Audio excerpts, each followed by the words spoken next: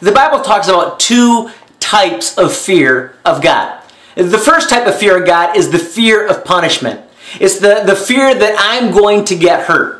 And usually this is kind of the baseline where we start off with fear of God. It's a kind of an immature fear of God, as a matter of fact. And I had a similar fear of my dad when I was a little kid growing up, because if I did something that was wrong, or I didn't do something that was good, like clean my room, my dad would punish me. And so I was afraid of my dad. Now, my dad was a good father. I wasn't freaking out all the time. I wasn't worried he was going to haul off. My dad never hit me or punched me. He did believe that whole spare the rod, spoil the child thing, so he did smack my butt pretty good a few times, but I feared that if I didn't do what I was told, that I would be punished by my dad. God says that we should have a similar kind of fear of Him. The Bible teaches that we should have a similar kind of fear of God. As a matter of fact, God's Word says this, that God will judge us for everything we do, including every secret thing, whether good or bad. One of the things that we think of in our culture is we think, well, I might get away with this. I can do something bad and not get caught. Like, I can speed on my way to a small group, and as long as if I don't get caught, I don't get punished. You know, it'll be our secret. However, the thing about God is going to hold us accountable. He's going to judge us for everything we do, even the secret things that we don't think anybody knows about, or maybe even that nobody else does know about. God's Word also says this. It says, your own wickedness will punish you. You will see what an evil, bitter thing it is to forsake the Lord your God and have no fear of Him. The second area that I fear punishment is not only do I fear punishment because I fear I'm going to be punished for things that I do that I shouldn't, but the second area where I'm also fear punishment is this. I fear I will lose a blessing for neglecting to do some good things.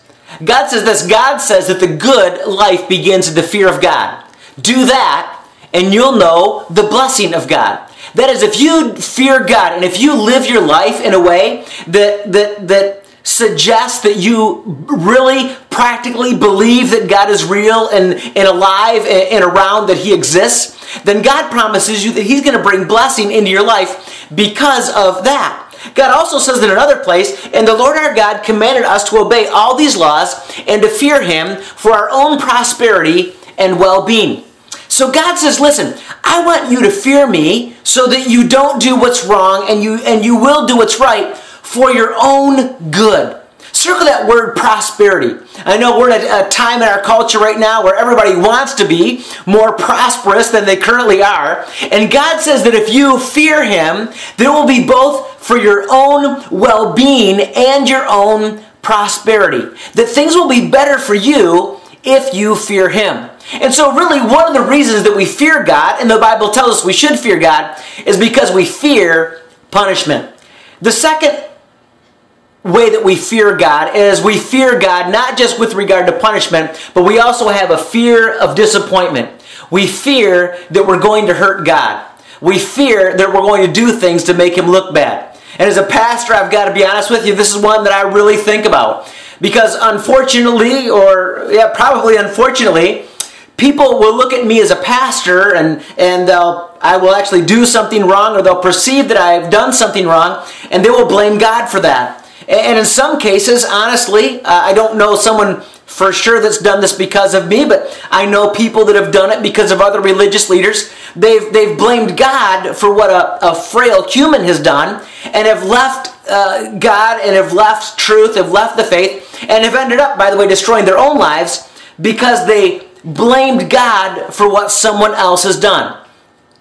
You know, when I turned 19, I got married, I moved out of my home, and I no longer was afraid of my dad. You know, he didn't have that same hold on me, he couldn't ground me, he couldn't take the car, you know, all those big, horrific, terrible things, or they seemed like it as teenagers. And so but I still cared about what my dad thought. And as a matter of fact, when I got married and I left home, I began to do a lot of things that my dad had taught me not to do, that he taught me better than to do, and that I knew were wrong, that I knew if he found out about, he'd be embarrassed, he'd be hurt. And so because I feared this second thing, because I feared that I was going to disappoint my dad, I did those things in secret because I didn't want him to know.